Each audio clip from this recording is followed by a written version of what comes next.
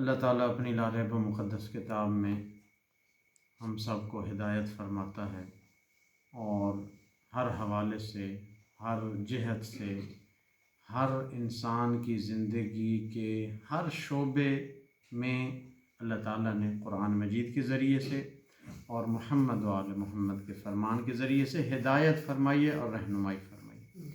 آج دو آیات جو ہیں تقریباً دونوں ایک قسم کی ہیں، اور یہ ایک سورہ مبارکہ بقرہ کی 251 نمبر آیت ہے اور ایک سورہ مبارکہ حج میں 40 نمبر آیت ہے۔ دونوں ایک قسم کی ہیں، تھوڑی بات ہی فرق ہے۔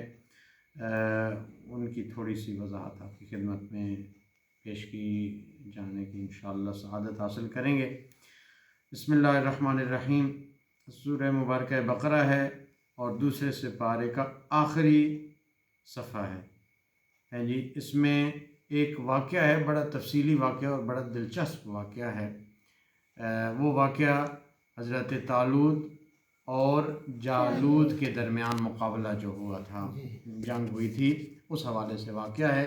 بڑا پیارا واقعہ ہے کہ اس میں ابتدا یہ ہوتی ہے کہ لوگ ظلم کی چکی میں پس پس کر آخر مجبور ہو کر نبی کے پاس آتے ہیں، نبی کے پاس آتے ہیں اور نبی کو کہتے ہیں اے نبی ہمارے لیے کوئی رہبر معین کریں، کوئی کمانڈر معین کریں جو ان ظالموں کے خلاف جنگ کرے۔ جس طرح آج کل صورتحال ہے، پورا عالم اسلام ظلم کی چکی میں پس رہا ہے، اور اگر سارے مومن موالی، سارے مسلمان متحد ہو جائیں اور کہیں کہ بسم اللہ ہم دشمن کے ساتھ جنگ کرنا چاہتے ہیں، اس وقت بھی یہی صورتحال تھی۔ تو نبی نے کہا اچھا میں اللہ تعالیٰ کی خدمت میں سوال کرتا ہوں، اللہ تعالیٰ جو رہبر معین کریں گے وہ میں آپ کے لیے اعلان کر دوں گا۔ انہوں نے اللہ تعالیٰ کی حکم پہنچا دیا، کہا کہ طالوت کو اللہ نے تمہارے لیے رہبر بنایا۔ پھر بہرحال وہ تفصیلی قصہ ہے، انشاءاللہ کبھی عرض کریں گے۔ تو جنگ میں جاتے ہیں اور اللہ تعالیٰ کے حکم سے بہرحال اس جنگ میں چھوٹے سے لشکر کو، جالوت اس وقت کا بہت بڑا ظالم و جابر بادشاہ تھا، لیکن اس چھوٹے سے لشکر سے اس نے شکست کھائی ہے۔ تو وہاں جو ہے وہ اللہ تعالیٰ اپنا ایک قاعدہ کلیہ بتاتا ہے، وَلَوْلَا دَفْعُ اللَّهِ النَّاسَ بَعْضَهُمْ بِبَعْضٍ لَفَسَدَتِ الْأَرْضُ، کہ اگر اللہ تعالیٰ بعض مجاہدین کے ذریعے سے بعض لوگوں کا دفاع نہ کروائے، جی اللہ تعالیٰ اگر بعض مجاہدین کے ذریعے سے بعض مظلوم لوگوں کی حفاظت نہ کروائے تو کیا ہوگا؟ لفسدت الارض، پوری زمین میں فساد چھا جائے گا، پوری زمین تباہ و برباد ہو جائے گی، پوری زمین فاسد ہو جائے گی۔ یعنی کچھ مجاہدین کو نکلنا چاہیے، کچھ مجاہد لوگوں کو ظالموں کے خلاف جہاد کرنا چاہیے، کچھ مجاہدین کو، عالم اسلام کو فسادیوں کے خلاف کھڑے ہو جانا چاہیے تاکہ زمین کا فساد سامنے نہ آئے، زمین فاسد نہ ہو جائے، زمین تباہ۔ ابھی کیا ہو گیا؟ ابھی دیکھیں پوری زمین میں واقعاً ایک لرزہ ہے، ایک زلزلہ ہے جی، واقعاً ہم عذاب خدا کے مستحق ہیں کہ اب پچھلی رات ہم آرام سے سو گئے، لیکن اس ظالم اسرائیل نے بہت بڑا ظلم کیا، بہت بڑا ظلم کیا۔ 3-4 دن پہلے اس نے خبر دے کر ایک ہسپتال پر بم پھینکا تھا، اس وقت بھی بہت سارے لوگ شہید ہو گئے تھے۔ پچھلی رات کو بغیر خبر دیے ہوئے اس لعنتی نے، اس خبیث وجود نے، اس نجس وجود نے حملہ کیا اور 1000 کے لگ بھگ فلسطینی شہید ہو گئے۔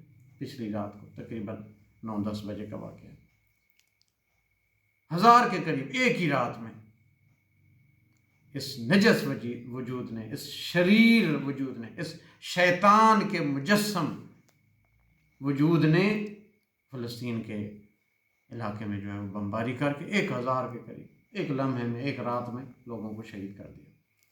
بہت بڑا ظلم ہے، پوری دنیا میں اس کی مذمت کی جا رہی ہے، لیکن مسلمان، نام نہاد مسلمان، فقط زبان سے مذمت کر رہے ہیں۔ حق یہ بنتا تھا، حق یہ بنتا تھا، پاک رسول نے ہمیں فرمایا تھا کہ مسلمان وہ ہے کہ جس کے ہاتھ سے، جس کی زبان سے، جس کے عمل سے دوسرے مسلمان محفوظ رہیں۔ آج ہماری زبان سے کیا محفوظ رہ رہے ہیں؟ کیا مسلمان محفوظ رہ رہے ہیں؟ ہمارے ہاتھ سے، ہماری زبان سے، ہمارے عمل سے کیا ہم اپنے مسلمان بھائیوں کی حفاظت کر رہے ہیں؟ نہیں، ہماری خاموشی کی وجہ سے ہمارے فلسطینی بیچارے شہید ہو رہے ہیں، ان کا خون بہایا جا رہا ہے، سمندر خون کا بہہ رہا ہے، دریا خون کے بہائے جا رہے ہیں۔ اور مجھے وہ جملہ یاد آ رہا ہے امام خمینی رحمۃ اللہ علیہ کا، کہ امام خمینی نے فرمایا تھا اگر سارے مسلمان متحد ہو جائیں اور ایک ایک پانی کی بالٹی اسرائیل کی طرف بہا دیں تو وہ اس سیلاب میں غرق ہو جائے گا۔ امام خمینی نے کیا کہا تھا؟ اگر سارے کتنے مسلمان ہیں؟ ارب سے زیادہ، 1.5 ارب مسلمان ہیں، 1.5 ارب مسلمان۔